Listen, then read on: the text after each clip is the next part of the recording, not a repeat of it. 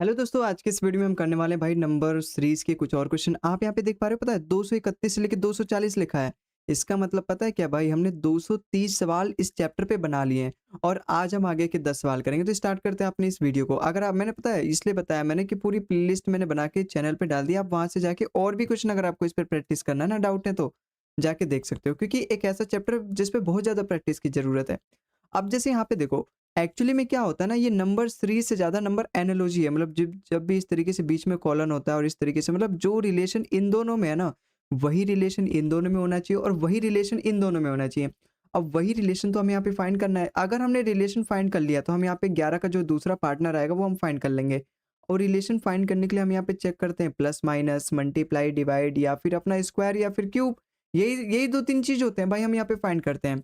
अब अगर मान लो मुझे 6 से 43 पे जाना है, अगर मैं सबसे पहले प्लस करना चाहूँ, अगर मैं प्लस करना चाहूँ तो मैं कितना प्लस करूँ? मैं 37 प्लस करूँगा भाई, 37 और 6 43 होता है।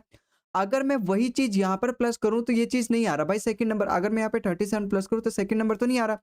इसका मतलब मेरा यहाँ पे 37 प्लस करके नहीं आएगा, यहाँ पे कुछ और चीज़ होगा। और चीज़ क्या हो सकता है? मान लो देखो, मैंने प्लस करके तो यहाँ पे मान लिया कि हाँ, प्लस करके तो नहीं आ रहा और माइनस तो हम करेंगे नहीं क्योंकि उससे बड़ा नंबर है। अगर मान लो मैं इसकी मल्टीप्लाई करके चाहूँ, मैं किससे मल्टीप्लाई कर सकता हूँ? मैं इसकी मल्टीप्लाई कर सकता हूँ। देखो, इससे मल्टीप्लाई कर सकता हूँ क्या?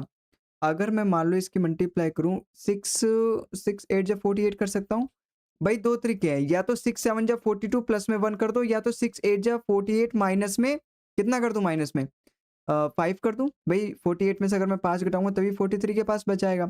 लेकिन वही चीज़ अगर यहाँ पर लागू हो जाए तब ना, वही चीज़ अगर यहाँ पे लागू भाई 4 7 जा 28, 28 प्लस में 1 ज़्यादा हो जा रहा है। 4 8 जा 32, 32 में से अगर मैं -5 करूँ तो 27, मतलब यहाँ पे वो चीज़ लागू नहीं हो रहा।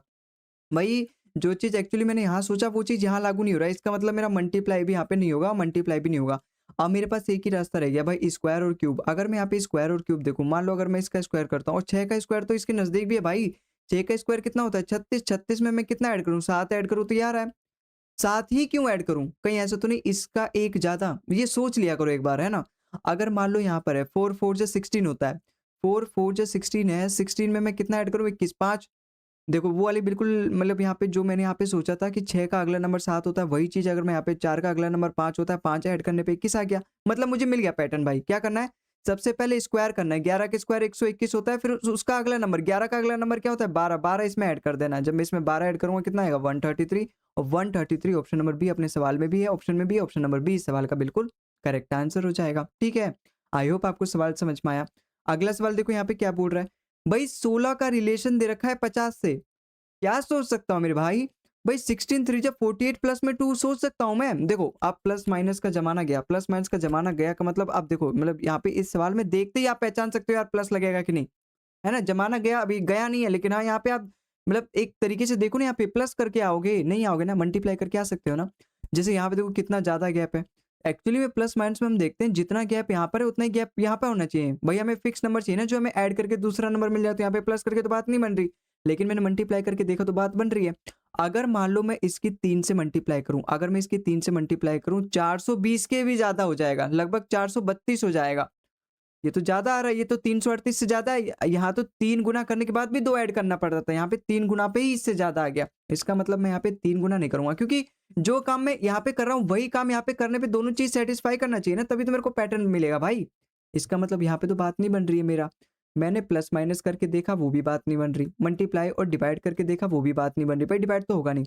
फिर मेरे पास एक ही रास्ता बन गया, या तो मैं स्क्वायर करूँ और या फिर मैं क्यूब करूँ। अगर मैं मान लो स्क्वायर करता हूँ, भाई 16 का स्क्वायर तो यार 256 हो जाएगा, बहुत ज़्यादा हो जाएगा, है ना?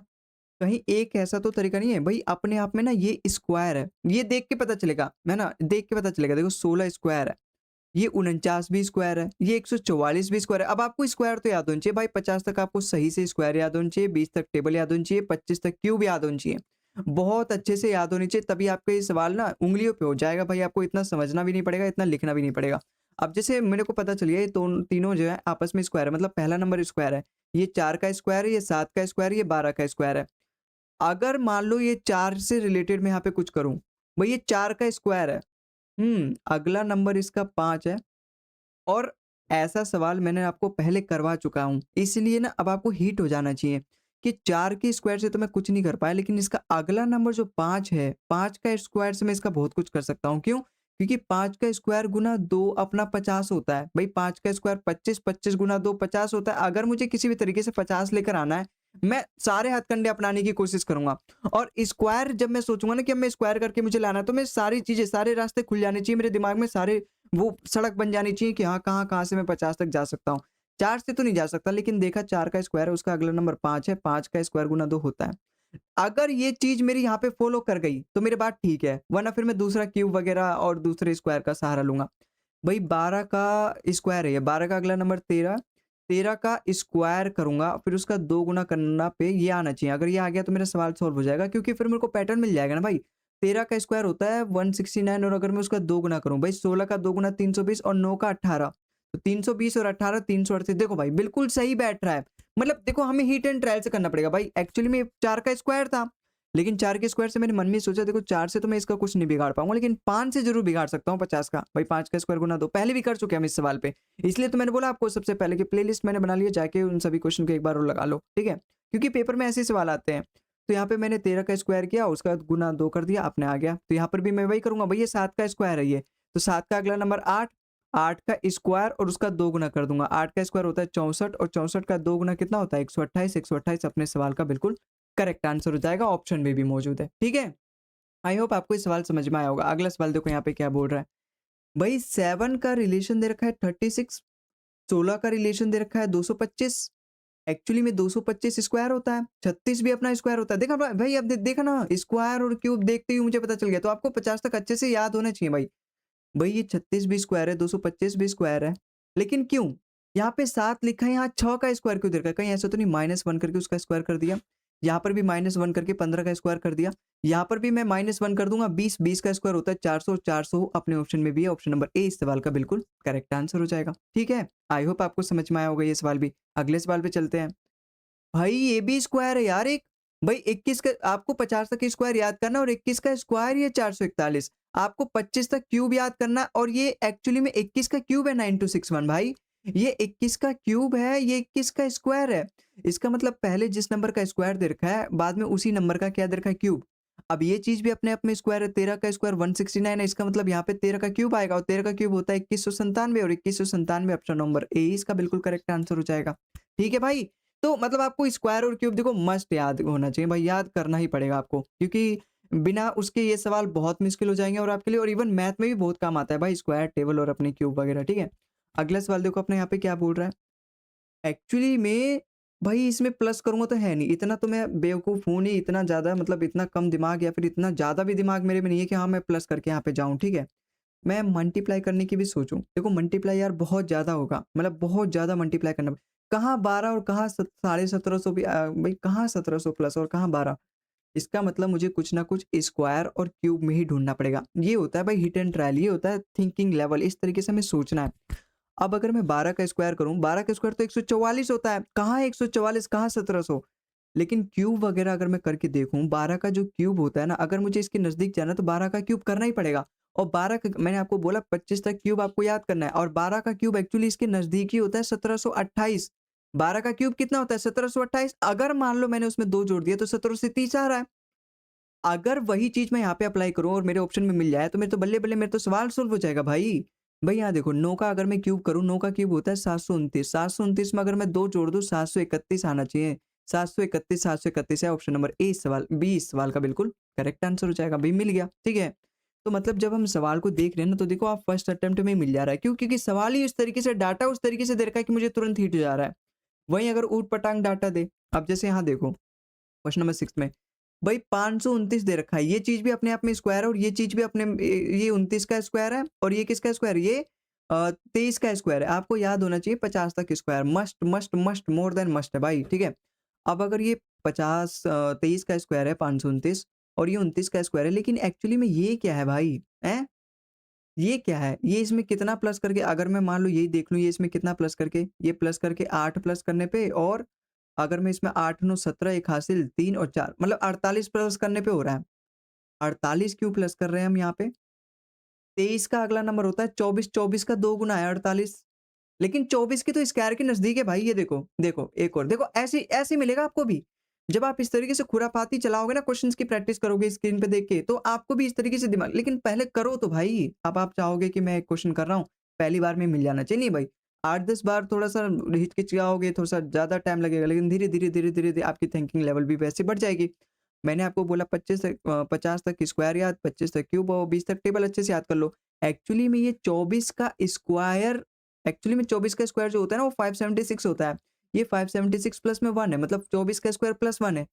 इसका मतलब यहाँ पे 23 का स्क्वायर दे रखा है, यहाँ 24 का स्क्वायर प्लस 1 दे रखा है। इसका मतलब यहाँ पे 29 लिखा है ना, तो यहाँ पे 30 का स्क्वायर प्लस में 1 आएगा। 30 का स्क्वायर होता है कितना है? 900, 900 प्लस 1 901, 901, 901 मेरे ऑप्शन में भी, ऑप्शन नंबर डी इस सवाल का बिल्कुल करेक्ट आंसर हो जाएगा। मुझे तो लगा 900 है ही नहीं, लेकिन यहाँ पे 901 है। ऑप्शन नंबर डी इसका बिल्कुल करेक्ट आंसर हो जाएगा, ठीक है ना? ये तीनों अपने इनकरेक्ट होंगे, ठीक है? ऑप्शन नंबर डी इस सवाल का। अगला सवाल देखो अपने यहाँ पे क्या बोल रहा है। भाई एक्चुअली में ये 21 का स्क्वायर है, अभी-अभी आपको बताया था ये। ये 26 का स्क्वायर है, आपको स्क्वायर याद होने पड़ेंगे भाई 50 तक स्क्वायर, तब आप ईज़िली कर सकते हो।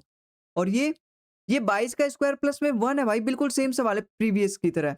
मतलब 22 का स्क्वायर एक्चुअली में होता है क्या है? 22 का स्क्वायर होता है 484 और ये 484 प्लस 1 है।